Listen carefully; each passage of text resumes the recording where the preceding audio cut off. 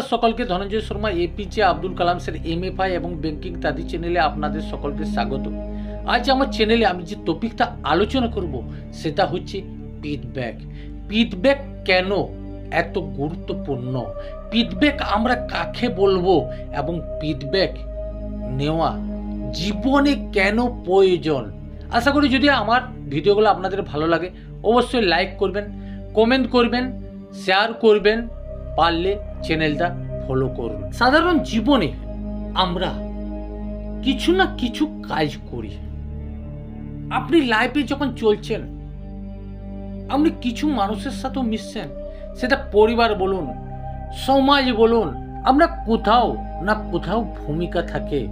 সেখানে আপনাকে অবশ্যই ফিডব্যাক সংক্রান্ত জানতে হবে, কারণ আমরা আমাদের নিজের ভুল নিজের চোখে দেখতে পাই না, আর এটাই আমাদের সবচেয়ে দুর্বলতা। আমরা কিছু ব্যক্তির কাছে প্রশংসা পাই এবং এই প্রশংসা পেয়ে আমরা আমাদের কাজের যে অনৈতিক দিক বা আপনার যে নেগেটিভ দিক সেইগুলো কিন্তু আপনি ভুলে যান, যেগুলো আপনাকে কেউ মনে করিয়ে দিবে না। আর যদি আপনার কাছে ফিডব্যাক সিস্টেম থাকে বা আপনি এই ফিডব্যাকটা অনুসরণ করেন, তো আপনি আপনার সংক্রান্ত ভালো মন্দ দু জিনিসে আপনি জানতে পারবেন। ফিডব্যাক এমন একটা জিনিস যে সাধারণত কি করে না আউটপুটকে ইনপুটে পরিণত করে।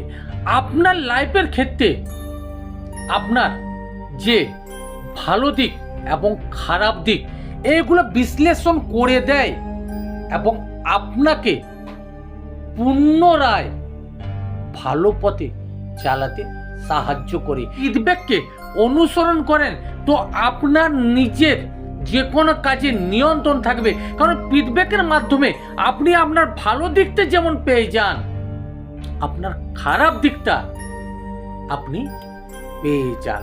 অর্থাৎ ফিডব্যাক যদি আপনি নিয়েন তো আপনার খারাপ দিক এবং যেগুলো ভবিষ্যতের ক্ষতিকারক দিক সেগুলো আপনি সংশোধন করতে পারবেন এবং সামঞ্জস্য বজায় রাখতে পারবেন। আর যে কাজেই করুন সেটাকে আপনি নিয়ন্ত্রণ রাখতে পারবেন, কারণ এখানে আপনার ফিডব্যাকের মাধ্যমে আপনার পজিটিভ দিক এবং নেগেটিভ দিক বেরিয়ে আসে। আর এখানে পরিষ্কার হয়ে যায় আপনাকে কোন জিনিসটা করা দরকার আছে। এটাকে সাধারণত ফিডব্যাক বলা হয়। কোনো কোম্পানি তাদের পণ্য উন্নত করার জন্য ফিডব্যাক নেয়। আমরা দেখবেন অনেক সময় অনলাইনে অনেক জিনিস কিনি এবং দেখবেন জিনিসটা যখন আমরা হাতে পাই তো আমাদের অ্যাপের মাধ্যমে সেখানে একটা রেটিং দিতে হয়। তো আমরা সাধারণত 1 2 3 4 5 কিংবা 5খানা স্টার চিহ্ন থাকে, এই 5খানা স্টার চিহ্নের উপরে আমরা তাকে ফিডব্যাক দিয়ে থাকি। অর্থাৎ এখানে কোম্পানি ফিডব্যাকটা নিচ্ছে একটা কারণে, কারণ তারা যে পণ্যটা মার্কেটে দিচ্ছে এই পণ্যটা সাধারণ মানুষ কতটা পছন্দ করছে এই ফিডব্যাকের মাধ্যমে তারা বুঝতে পারে। এবং ফিডব্যাকে যদি তাদের কিছু নেগেটিভ মার্ক আসে অবশ্যই সেগুলো তারা দেখে কাজ করে, যাতে ভবিষ্যতে তারা মার্কেটে তাদের সুনাম ছড়াতে পারে। আবার অনেক সময় কোনো শিক্ষার্থী তার শিক্ষকের কাছে তার পড়াশোনার জন্য এক প্রতীক্ষা নেয়, এটাকেও আপনি এক ধরনের ফিডব্যাক বলুন। কিংবা আপনি অনেক সময় দেখতে পাবেন যে কিছু মানুষ হয়তো আপনার মুখের উপর কিছু কথা বলে দিল, অর্থাৎ এইটাকেও আপনি লাইফে ফিডব্যাক হিসাবে ধরে নিতে পারেন। ফিডব্যাকের যদি উদ্দেশ্য বলি তাহলে একটা জিনিসই জেনে রাখেন, তত্ত্ব এবং মতামতের মাধ্যমে দুর্বলতাকে চিহ্নিত করা। ফিডব্যাক আপনার যে দুর্বলতা, সে দুর্বলতাকে চিহ্নিত করা। কারণ আপনি যাতে যুক্ত আছেন, আপনার দুর্বলতা আপনার নজরে পড়েনি, কিন্তু আপনি যে কার্যাবলী করছেন, যে কাস্টমারদের সাথে করছেন, বা যে মানুষের সাথে আপনি কার্যাবলীতে যুক্ত আছেন, তারা আপনার ভালো দিকও জানে, আপনার খারাপ দিকও জানে।